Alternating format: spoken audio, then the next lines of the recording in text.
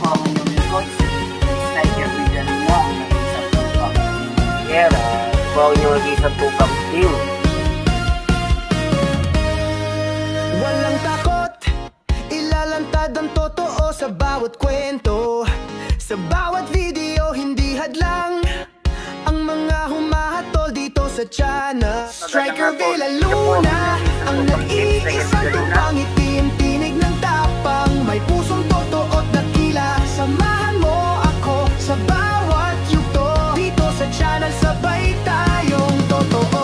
Ang puhunan, tupang itim, tatakoy katapatan. Sa screen man o tunay na mundo, ako'y magpapakatotoo. Striker Villaluna, ang nag-iisang tupang itim, tinig ng tapang, may pusong totoo at dakila. Samahan mo ako sa bawat yugto dito sa channel, sabay tayong totoo.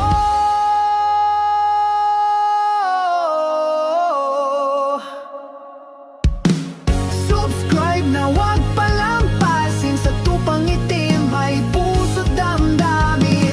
Striker Villaluna, ang nag-iisang tupang itim, tinig ng tapang, may pusong totoo at dakila. Samahan mo.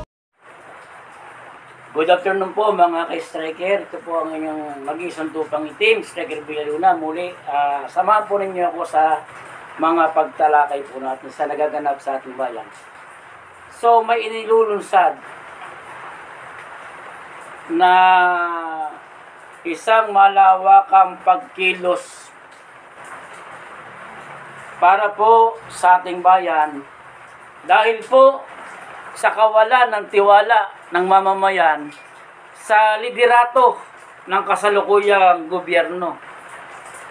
Dahil po sa hindi nila maayos na paggamit ng pondo, pagnanakaw sa pamamagitan ng mga ghost project ng gobyerno, partikular na sa ilalim ng pangangasiwa ni House Speaker Martin Romualdez, ang pinsan ng Pangulong BBM. Hindi po naman natin may pipikit ang ating mga mata sa katotohanan na talamak talaga ang komisyon diyan sa hanay ng mga congressman. Hindi man natin po nilalahat, pero almost 80% sa mga yan tumatanggap ng kickback. Na ang lahat po ng yun ay pagnanakaw sa kabangyaman ng ating bansa. Mga proyekto na hindi maihatid sa atin.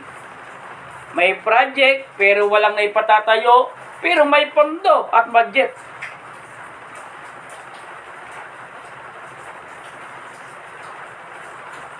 Paano po nangyari yun? Sino po ang nakikinabang dyan? Ilang tao lang?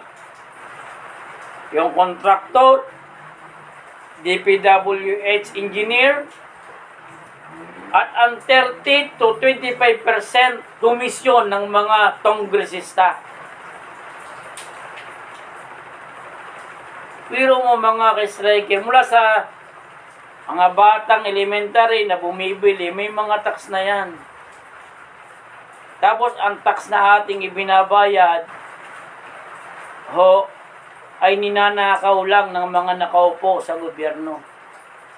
Kaya sa September 21 ng taong kasalukuyan, may malawakan pong isasagawang pagkilos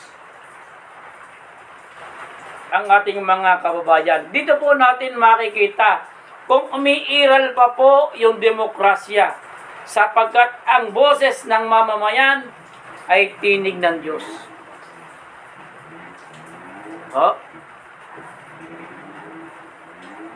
Ngayon yung patunayan sa hanay ng ating mga sandatahan, AFP, PNP, kung kanino po kayo naglilingkod.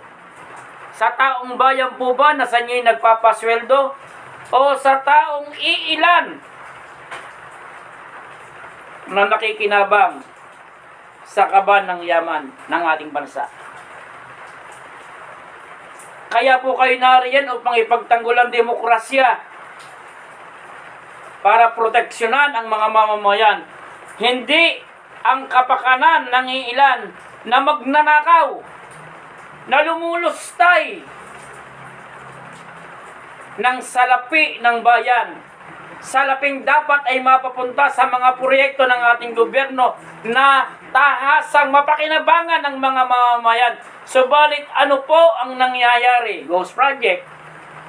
May pondo, walang proyekto. May budget, kinukupit ng iilang tao. Ikaw, Martin Romualdez, House Speaker ng mababang kapulungan, mayroong kapal ng mukha na naiharap sa kamera sa sambayan ng Pilipino, hindi na nga nagtitiwala sa iyong mga tao. Bakit hindi ka pa bumaba sa iyong pesto?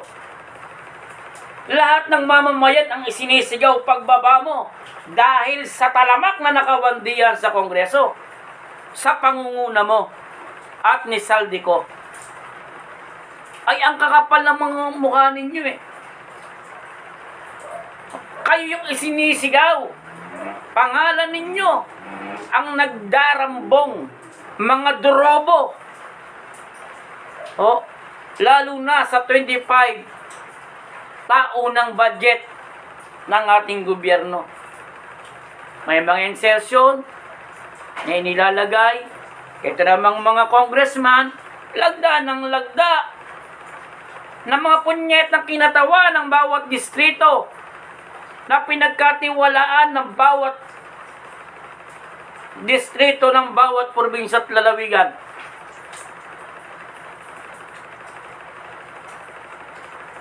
Ang kakapal ho ng mukha ninyo, mga ka-striker. Kawawa po yung mga nasa laylayan ng lipunan na nagtatax, nagbabayad ng buwis.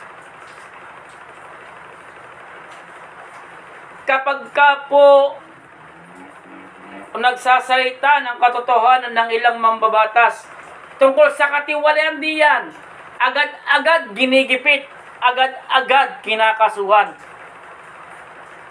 Oh. Kagaya po ni Congressman Kiko Barsagan ng 4th District of Cavite. O ano po ang gagawin sa kanya? Inireklamo sa Ethics Committee. Bakit? Dahil sa indecent na mga pahayag niya. Anong gusto ninyo? Babyhin kayo? Konsintihin kayo? Hindi magsalita sa katotohanan na ang pera ng sambahayan ng Pilipino ay nilulustay ninyo sa inyong pansariling kapakanan. At kapag kayo ay masasabo na, maiimbestigahan na dyan sa Blue Ribbon Committee, agad-agad papalitan nyo yung naninindigan para sa bayan na nagbabantay sa kaban ng bayan. Yung hindi kayang pasupil ang paninindigan, hindi sumusunod sa House of Representatives Speaker Martin Romualdez, kagaya ni Senate President Gis Escudero, agad-agad papalitan dahil lamang sa hindi napagbigyan, tanggalin si Senator Rodante Marcoleta sa Blue Ribbon Committee. Anong iginatatakot ninyo kung wala kayong ginagawang mali?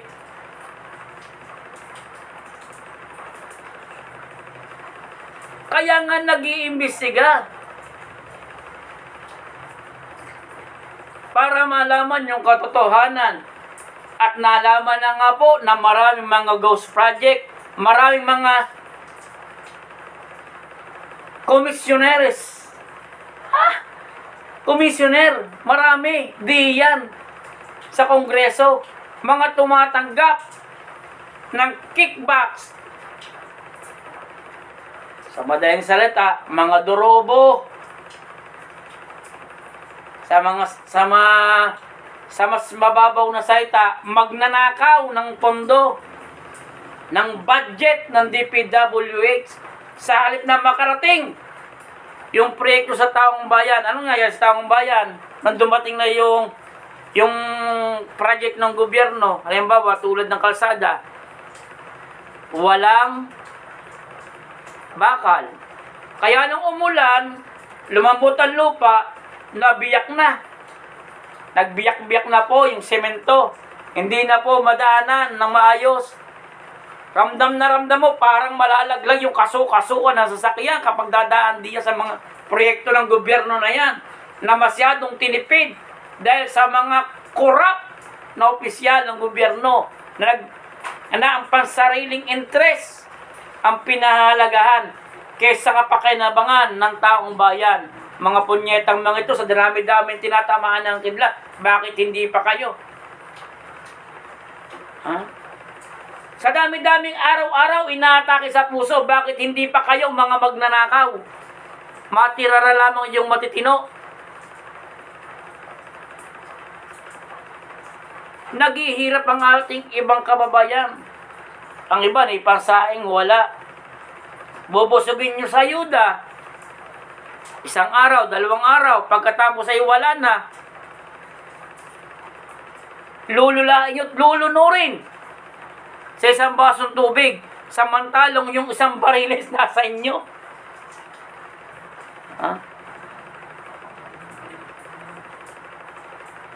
Sana magising ang ating mamamayan na maging aware po tayo sa nangyayari sa ating paligid. Hindi yung basta nakakain lang tayo ng 3 beses ang araw, kumain lang tayo ng 2 beses ang araw, okay na. Kapag aaral natin yung mga anak natin, okay na. Pansinin din po natin yung ating nasa paligid. Makialam din naman tayo sa takbo ng nangyayari. Hindi yung harap-harapan, ninanakawan na tayo, bibigyan lang tayo ng 3 ulo, 5 piraso, 3 piraso, maligaya na tayo. Pinagbubunyi na natin yung mga politiko, samantalang ang nasa kanila na kinurakot ay katakot-takot.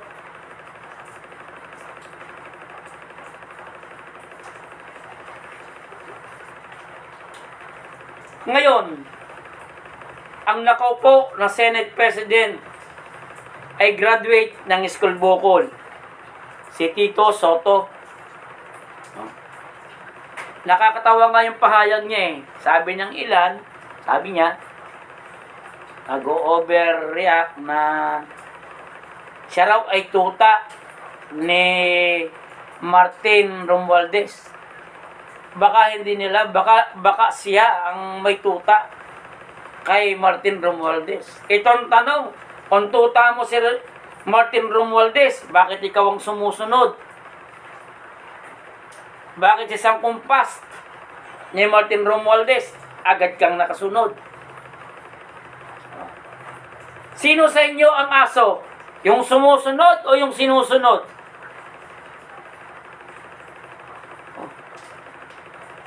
Bawat salita lumalabas sa iyong bibig, kabubuhan. Tito Soto. Bakit? Magagalit ka sa mga mamamayan na nagsasabi ng katotohanan? Dahil sa nagsasabi ng katotohanan, gusto nyong kasuhan? Wala na ba kaming karapatan na magpahayag? Kami ng mga taxpayer, kami yung mga nagpapasweldo sa inyo.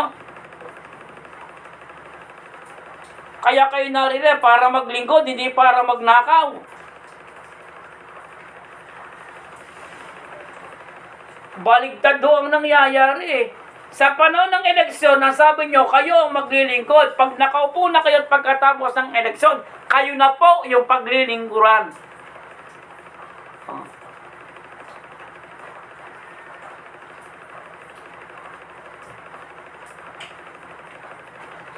Habang tumataas tayo ng katungkulan, bumababaho tayo, huwag natin kalilimutan.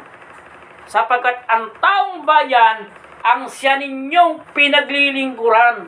Ngunit baligtad, Parang gusto ninyong ang taong bayan ang Manginoon sa inyo.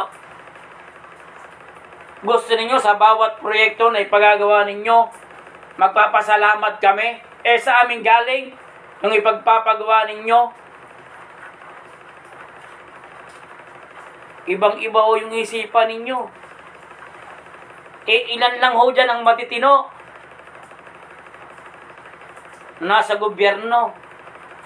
Talamak talaga ang korupsyon. Talamak talaga yung mga magnanakaw. Noong araw kapag ang pamilya mo ay nasa politika, kinararangal mo. Ipinagmamalaki mo. Congressman ang tiyo mo. Ang ninuno mo ay naging congressman. Pero sa panahong ito, kapag ka nasa politiko ang angkan mo, hindi mo masabi, hindi mo may pagsigawan, lalo na sa congressman.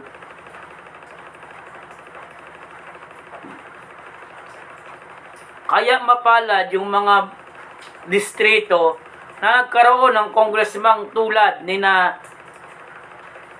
Leandro Ligarda Libiste, Kiko Barsaga, at iba pa na matitino. Pero all the rest, mga bulok at nakakahiya. Mga ngatwiran pa, ipagtatanggol pa ang speaker. Kahit anong gawin ninyong pagtatanggol, pambobola sa mga Pilipino, mananatiling lalawas po ang katotohanan na ang utak ng Pandarambong Dia sa Kamara, sino pa? Di kung sino yung nangunguna.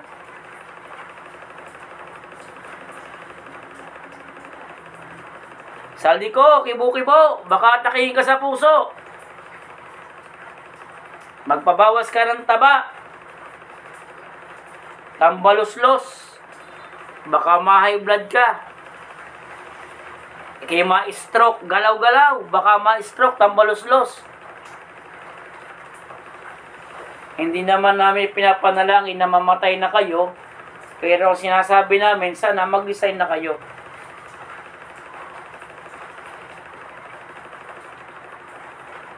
Ikinahihiya namin kayo.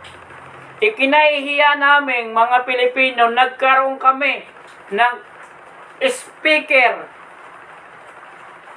Martin Romualdez ng 1st District ng Leyte. Nakakahiya ka. Nakukuha mo pang tumawa. Binobola mo pang sarili mo. Pinapalakas mo pa yung loob mo.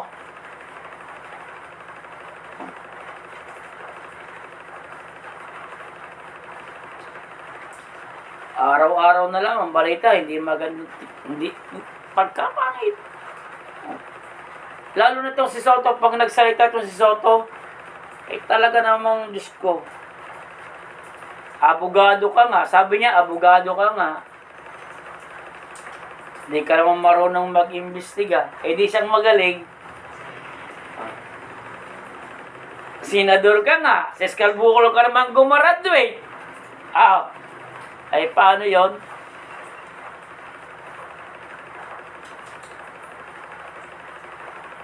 Nilaglag mo pa ang Pangulo nang sabihin mo na ang Pangulo ang may gustong patalsikin lahat ng nasa Blue Ribbon Committee sa pangunguna ni Senator Dante Marcoleta.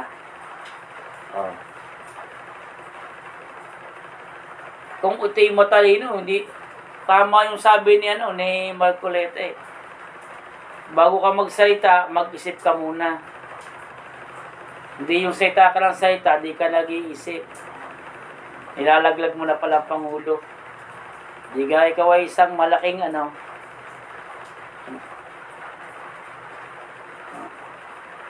Shout out po sa mga kasama ko diyan sa ATI Batangas, sa mga kapwa ko security guard, sa mga security officer, o diyan. Hindi ko na isasama yung DC at ADC ngayon na mga bayag ng CSO. Ay, bayag. Sorry. Kamag-anak pala ng CSO, Marlo Palinawan. Ito ba, kamusta na kaya ito, si Marlo Palinawan? Oh. Na-imbestigahan na kaya ito ng ATI. Oh, alam niyo po ba ito? Baka may conflict interest na itong ginagawa. Oh. Kamag-anak Oh, kamusta na? Shout out po sa mga taga Putol. Sa Tia Ellen Kadibak ng Rosario, pagaling po kayo. Rosario, Batangas po yun. Hindi ko man isa-isahin ang mga pangalan nyo at lalo ka na, especially for you, na laging nanonood sa aking video, na nagbibigay inspirasyon sa akin sa bawat video na aking ginagawa. Dahil alam ko, nanonood ka. Di man kita tukuyin, alam mo kung sino ka. Hindi nagbabago to. Yun pa rin. Yun pa rin. Hindi nagbabago kahit kailan. Paalam po mga ka-striker. Magandang hapon po sa inyo lahat. At sana manatili tayong nasa kapayapaan.